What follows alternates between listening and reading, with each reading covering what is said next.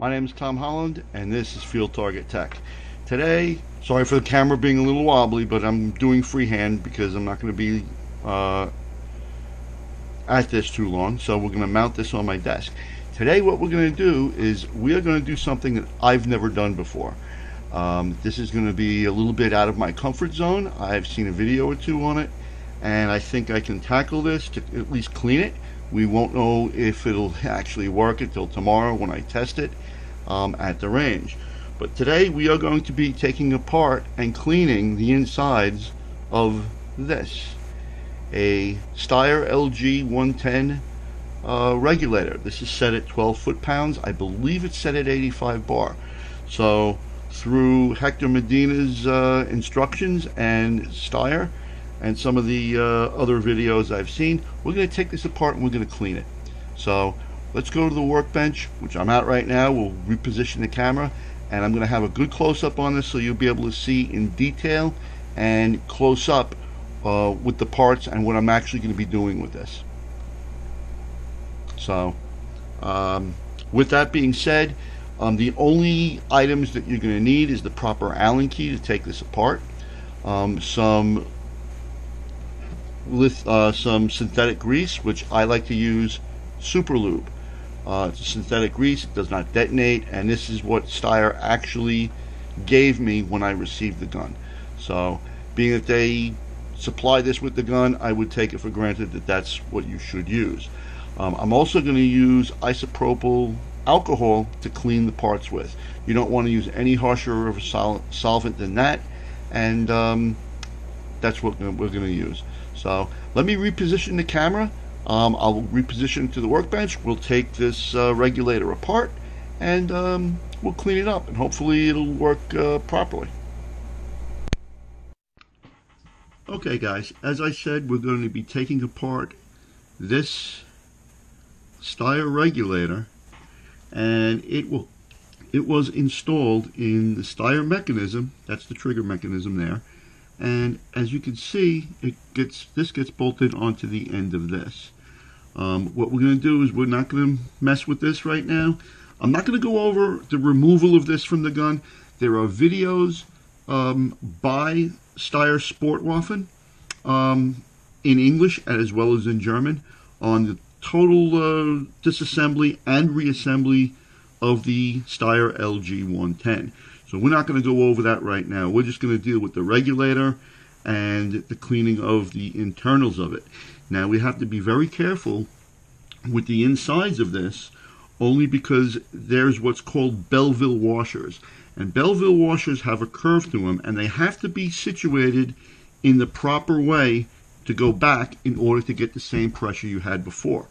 If it does not go back in the same order and the same way it did, you will have problems with adjusting your velocity. It'll be either too high or too low, and you won't be able to adjust through with. You will not be able to adjust for it with your hammer spring. So you want to make sure that these washers are absolutely in the right place. So I loosen these ahead of time. So we're going to just loosen these up a little bit more, and we're going to take these out, and we're going to clean, like I said, we're going to clean everything in alcohol. That's going to be a very mild cleanser, and these are very, very small. This is a 2mm Allen key, by the way, as is the same Allen key that removes this regulator from the main action. Now I'm going to put downward pressure on here because I don't know what is going to happen. I have never had one of these apart, so we're going to make sure we are very, very careful in doing this. And I believe this should come right apart very easily. And there we go.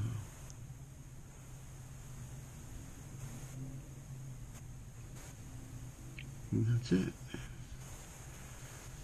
Okay, now the inside of it looks relatively clean, but we're going to clean all these parts anyway. Now, here's the Belleville washers, and as you can see, there's a spacer that's around the outside of it so that they don't go anywhere. And those are two of the washers. I'll have a close-up with this. And they are situated in a certain way. So we have to make sure that they stay situated in that same configuration. You don't want to mess with anything else. And all I'm going to be doing is cleaning this.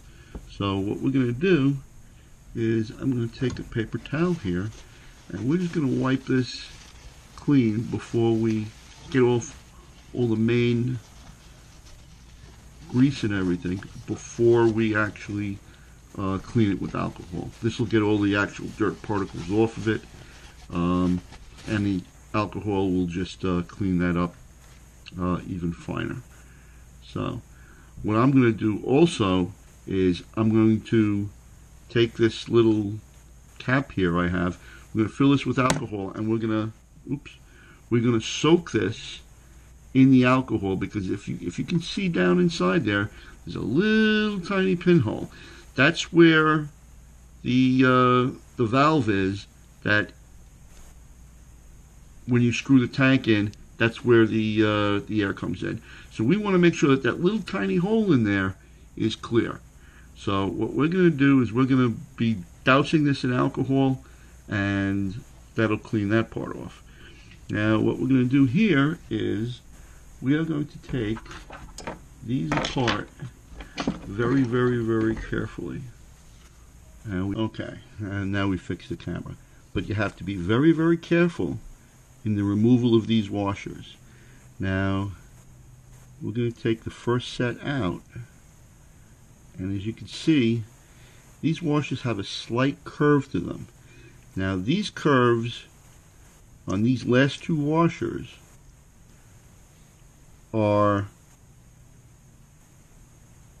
they have the curved part, the concave part, towards the outside. So, we'll lose that. So that's the first one, and it is curved in this manner. So the other one is curved the opposite way, and they are together. So what we're going to do is we're going to remove these.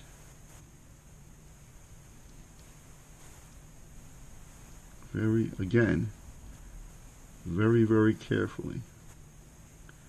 And we're going to keep these in the proper order. So that's the one on the top. That's the one on the bottom. And again, both of these right now are faced this way. And when they are together, they go in that manner. That way they push up against each other, and they perform their proper function. So what we're going to do, we're going to take the spacer out, and we're going to clean that off in a bit too. And sometimes what these washers do, and these are all together, and you can see this shiny spot on these Belleville washers. That shiny spot is the spot where the two surfaces bear against each other and work and expand and contract to regulate the pressure going through. Now what I'm going to do is, after I remove these, I'm going to show a simple diagram on the configuration of these as compared to a higher power STEYR. Now again, these are all, I'm putting all of these in order, and I'm putting them concave. I don't know if the camera will pick up all of them. It might be. I'm going to keep these all in order. And this is the order that they're stacked.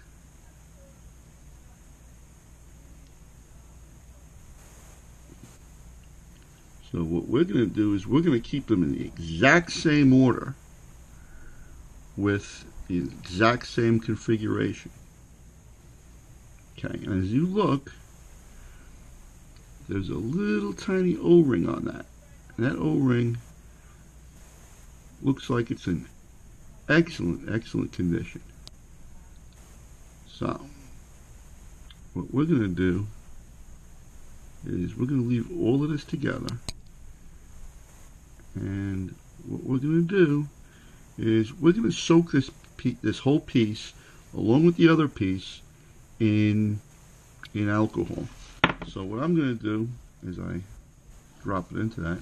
We're going to wipe this off and get all of the remaining grease out of it. It's probably not a lot, and there shouldn't be a lot. If you find a lot of gunk and crap inside these parts, that is a telltale sign that probably something was going wrong. Then what I'm going to do is I'm going to take each and every one of these washers and I'm going to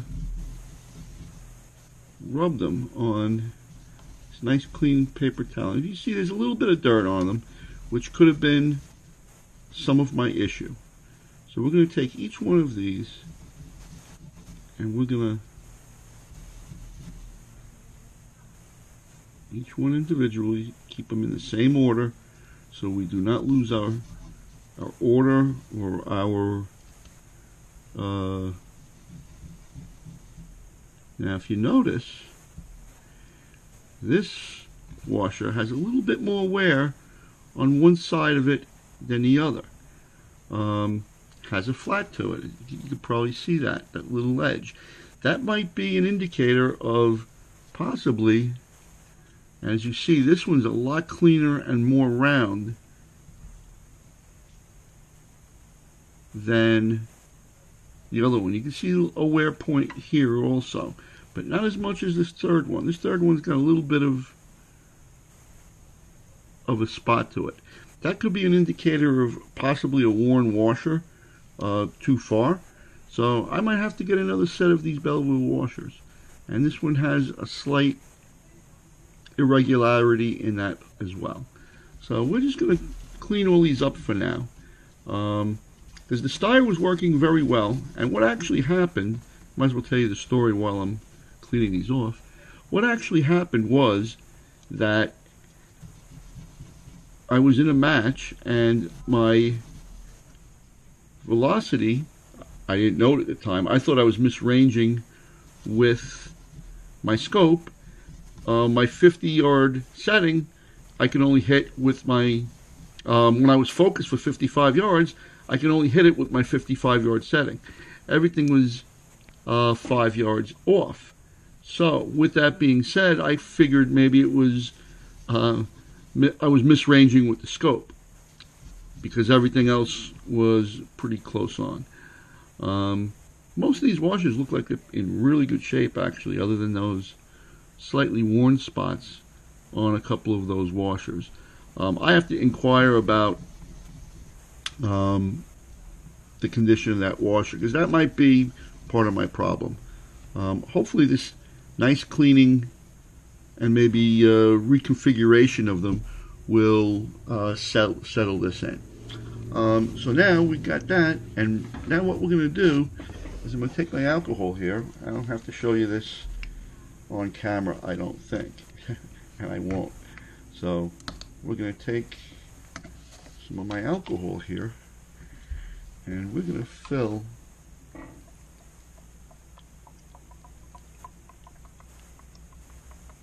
this cap up with alcohol, and we're just going to dunk these in. We're going to let them soak for a bit. We're going to put these off to the side. You have to make sure that you use alcohol. Do not use any other solvent to destroy or possibly damage any of the parts inside of it. So now what we're going to do is I'm going to take some extremely expensive polish that I have. It's a small, very small tube. I'm not going to even show it on camera. They don't even polish jewelry with something this fine. And what I'm going to do is just put a little bit on my fingertips, and what we're going to do is we're just going to rub this back and forth on this, and we're going to just, that will help clean it maybe a little bit. As you see, there is some yak coming off of it. So after we do that, we're going to drown these in alcohol, and I'll probably speed up this part because I don't think you want to see me do this to every single washer in this line. So what we're going to do is we will turn off this camera, and we'll come back after I have all these clean. And you can see the dirt actually coming off of the Bellevue washers, as you can see on my hands, and you can see the dirt on the rag. So there is probably something on these washers, and that one's really dirty. So you know what, we're going to come back in a little bit after I have all these cleaned, and we're going to clean them in alcohol, and we should be pretty much well set for putting this all back together again. Okay guys, we're back. We've lightly polished and we've cleaned all of these washers with very expensive polishing compound, which costed probably about $80 for a less than a 2-ounce tube of it. So it's rather pricey. It's one of my secret polishes that I use on my barrels and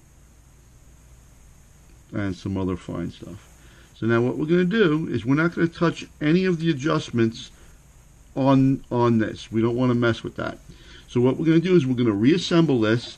And one quick note, as the keeper that goes inside here for these washers to keep them all aligned and stacked up neatly, it had a little bit of gunk in it. So that might have been maybe what was causing these washers to hang up.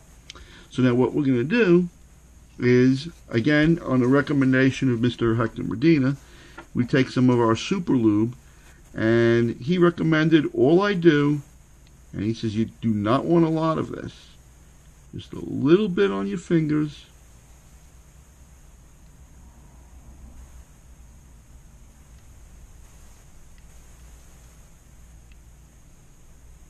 and what we're going to do is we're going to get that on both fingers like that. We're going to cap this, put this aside, and we're going to take each washer and just give it a very, very, very light coat, each one.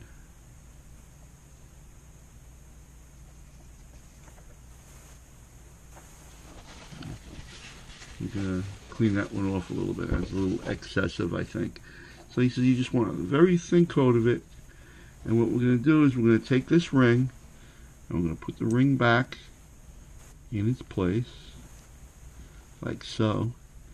And we have to remember, as we replace these washers, this one goes cup side up. We do the same thing with this one. Get a little bit of a wipe of grease on it, just a little bit from my fingers, and this goes cupped end down. And the next one, and this goes cupped end up.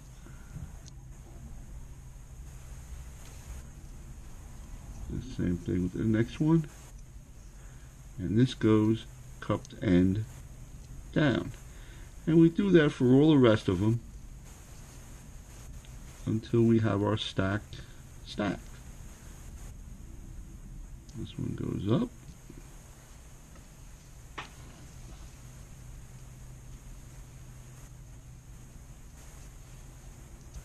And this one goes down.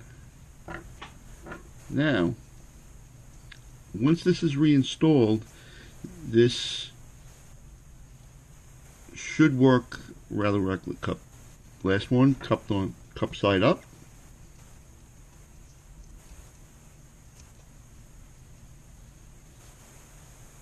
and cup side down. Now we're ready basically to reinstall this. Now what we're going to do is we're going to take this very carefully and we're going to line up the two halves again very, very carefully. And then we'll start it with the two screws that we have. And that's it. We'll take our two small screws.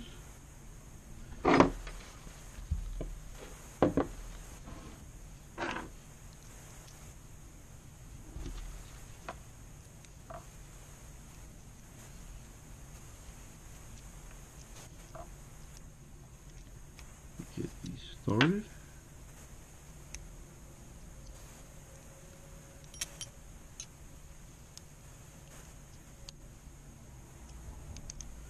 And we want to do them evenly, so that gap slowly gets smaller and smaller. A little bit of pressure on it from the Bellevue washers until it's perfectly seated, and then we can give that a final tight down.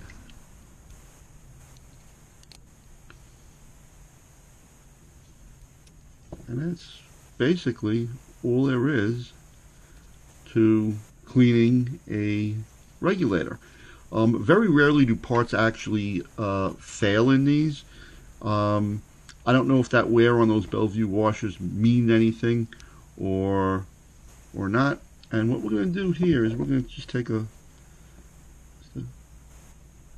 touch load of more grease, and we're just going to put it on the threads here on the fill nipple, just a light coat. Now, if you don't want to take the regulator apart and you're afraid to, as I was for a very long time, Hector Medina recommended, if the regulator is bad or is acting a little funky, what you can do is you could soak this whole regulator without taking it apart in alcohol, leave it in there for 20 minutes, a half an hour, and then blow it out. And what we're going to do is I'm going to take my cylinder and we're going to screw it into this and we're going to blow this out, because that's a recommended thing to do. So I'm going to reach over here and get my cylinder. Now if you look, my cylinder does not have a full fill to it. It's on the edge of the green and yellow.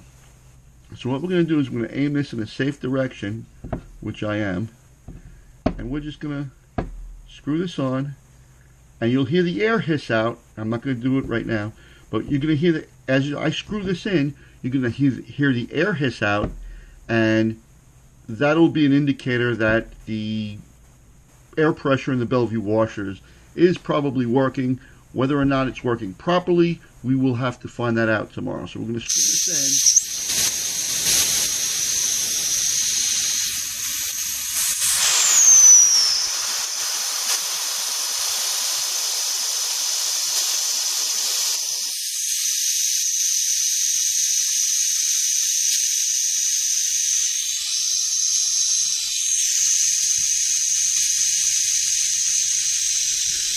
Until we have no air in it, and that should